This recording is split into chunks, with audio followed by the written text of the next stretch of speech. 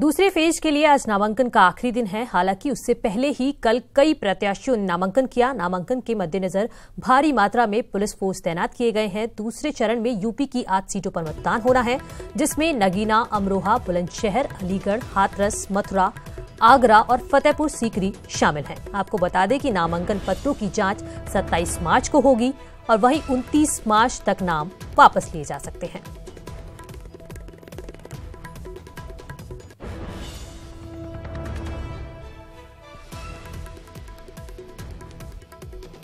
और इसी खबर पर ज्यादा जानकारी के साथ हमारे संवाददाता अजीत सिंह लखनऊ से जुड़ गए हैं। अजीत, दूसरे चरण में कौन कौन से दिग्गजों की प्रतिष्ठा दांव पर है, साथ ही बीजेपी और महागठबंधन में कौन सा खेमा इस चरण में ज्यादा मजबूत दिख रहा है? देखिए, बिल्कुल मनु, दूसरा चरण काफी इंपॉर्टेंट है, जिसमें आगरा की सीट आती है, जहां से रामशंकर कठेरिया जो SC/ST आयोग के चेयरमैन थे, उनका टिकट काटकर बीजेपी ने SP सिंह बघेल यानी जो उत्तर प्रदेश सरकार के कैबिनेट मंत्री हैं, उन पर दांव खेला है। इसके अलावा फतेहपुर सीकरी, जहां से कांग्रेस के जो प्रदेश अध्यक्ष हैं राज बब्बर, वो चुनावी मैदान में है, उनकी प्रतिष्ठा दांव पर लगी और वहां से BSP ने राजवीर सिंह को प्रत्याशी उतारा है, जो SC/ST वोट बैंक में काफी दखल रखते हैं। तो कई सारी ऐसी सीटें हैं जिस पर सीधे सीधे तौर पर सीधा मुकाबला। इसके अलावा हाथरस की सीट है जो समाजवादी पार्टी BSP गठबंधन के सामने सीधे बीजेपी चुनौती दे रही है। नगीना सीट है जो पहले से ही कहा जाता है जिस पर समाजवादी पार्टी की निगाहें थी और बीजेपी उसको जीतना चाहती है, क्योंकि बीजेपी 2014 के चुनाव में 80 में से 73 सीटें उनके पास थी। लिहाजा वो इस बात को बखूबी समझते हैं। यही वजह कि सबसे पहले जो पहली रैली थी, विजय संकल्प सभा थी, एक तरीके से राष्ट्रीय अध्यक्ष अमित शाह, उन्होंने सबसे पहले आगरा को ही चुना था, क्योंकि वो जानते हैं कि अगर दूसरे चरण में हम माहौल बना पाए, आगरा की सीट पर कब्जा कर पाए, तो उसका असर सीधे फतेहपुर सीकरी है उस सीट पर पड़ेगा, जो हाथरस है उस पर सीट पड़ेगा, नगीना जो है अमरोहा है उस पर सीधा असर पड़ेगा। तो कहीं ना कहीं मनु, चाहे वो सपा बसपा गठबंधन की बात करें या फिर कांग्रेस की बात करें या फिर बीजेपी की बात करें, तीनों ही पार्टियां इस बात को समझती हैं कि अगर हम पश्चिमी उत्तर प्रदेश में अपना माहौल बना पाए, पहले से लेकर तीसरे चरण तक अगर हमने अपनी सीटों की संख्या बढ़ा ली, तो पूर्वांचल तक इसका असर जाएगा और उत्तर प्रदेश में हमारी सीटों की जो संख्या है, उसका आंकड़ा है, वो बढ़ सकता है। और बीजेपी इस कोशिश में है कि कम से कम अगर हम 73 प्लस ना जाएं, तो जो हमारा 73 का आंकड़ा उसे बरकरार रखें। और सपा बसपा गठबंधन ने इसीलिए जो प्रत्याशी उतारे हो, बाकायदा जातीय और क्षेत्रीय समीकरण को देखते हुए उतारा है।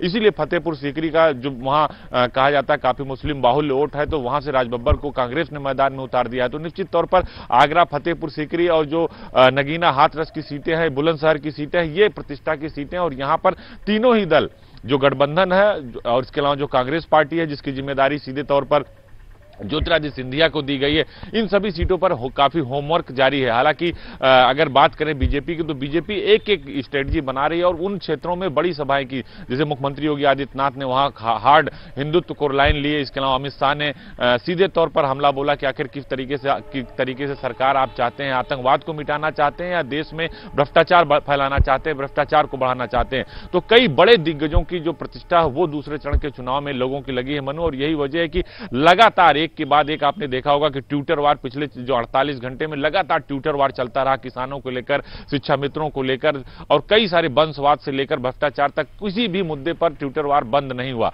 तो सभी राजनीतिक दल के लोग इस बात को जानते हैं कि अगर हम पश्चिमी उत्तर प्रदेश को जीत लिए तो उसका असर सीधे सीधे मध्य उत्तर प्रदेश में पड़ेगा और पूर्वांचल में जाएगा। यही वजह है कि सारे दलों ने पश्चिमी उत्तर प्रदेश को पर फोकस कर रखा और एक के बाद एक लगातार रैलियां कर रहे हैं, सभाएं कर रहे हैं। और सोशल मीडिया जो एक बड़ा हथियार है 2014 में जिसका इस्तेमाल सबसे पहले बीजेपी ने किया था, उसकी लाइन पर कहीं ना कहीं कांग्रेस और गठबंधन चल रहा है। इसीलिए आपने देखा होगा कि मायावती भी लगातार ट्वीट करती हैं, अखिलेश यादव तो लगातार ट्वीट करते हैं और बीजेपी उसका लगातार जवाब दे रही है, क्योंकि सोशल मीडिया की अगर बात करें तो बीजेपी सबसे एक कदम बढ़कर आगे है और वो पहले ऐसी स्ट्रेटजी बनाती है। जिस तरह आपने देखा कि पहले राहुल गांधी ने राफेल को लेकर चौकीदार करना शुरू किया, तो उसी चौकीदार शब्द का इस्तेमाल बीजेपी के सभी नेताओं ने अपने नाम के आगे लगा दिया और अब बैकफुट पर आ गई कांग्रेस। तो निश्चित तौर पर कहीं ना कहीं जो दूसरा चरण है, जो जिसका 18 अप्रैल को जहां मतदान होगा, वहां पर कई बड़े दिग्गज, बीजेपी की कई बड़े सीटें हैं, आगरा को जीतना चाहते हैं, फतेहपुर सीकरी को कांग्रेस जीतना चाहती है, नगीना को गठबंधन जीतना चाहता है, हाथरस में भी काफी लड़ाई है, गठबंधन ने अपने प्रत्याशी उतारे, पहले वो सीट RLD मांग रही थी, हालांकि उनको मिली नहीं। तो निश्चित तौर पर कहीं ना कहीं मनु, ये जो दूसरा चरण होगा एक काफी महत्वपूर्ण होगा उन दलों के लिए जो दिल्ली की कुर्सी हथियाना चाहते हैं। मनु जी, नामांकन की बात करें तो आज दूसरे चरण का नामांकन है, कितना समय निर्धारित किया गया है? बिल्कुल, जो नामांकन का टाइम होता है वो 3 बजे शाम तक होता है और 3 बजे के बाद फिर जो अगले दिन नामांकन पत्रों की जांच होती है और उसके अगले दिन फिर ये घोषित किया जाता है कि फाइनल प्रत्याशियों की सूची जारी की जाती है। तो 3 बजे उसका वक्त होता है और जो निर्वाचन आयोग भारत सरकार की तरफ से डेडलाइन दी जाती है वो 3 बजे तक दिया जाता है। 3 बजे के बाद किसी का नामांकन पत्र दाखिल नहीं होगा। तो लिहाजा जो बड़े नेता थे, कुछ लोगों ने कल भी नामांकन किया था। आपने देखा कि मथुरा में हेमा मालिनी ने भी नामांकन कर दिया और खुद मुख्यमंत्री योगी आदित्यनाथ वहां पहुंचे थे। तो निश्चित तौर पर जो बड़े नेता उन्होंने लगभग नामांकन कर दिया और जो बचे हैं वो भी आज नामांकन कर देंगे, क्योंकि 3 बजे का जो डेडलाइन होता है उसके बाद किसी का नामांकन पत्र स्वीकार नहीं किया जाता। बिल्कुल।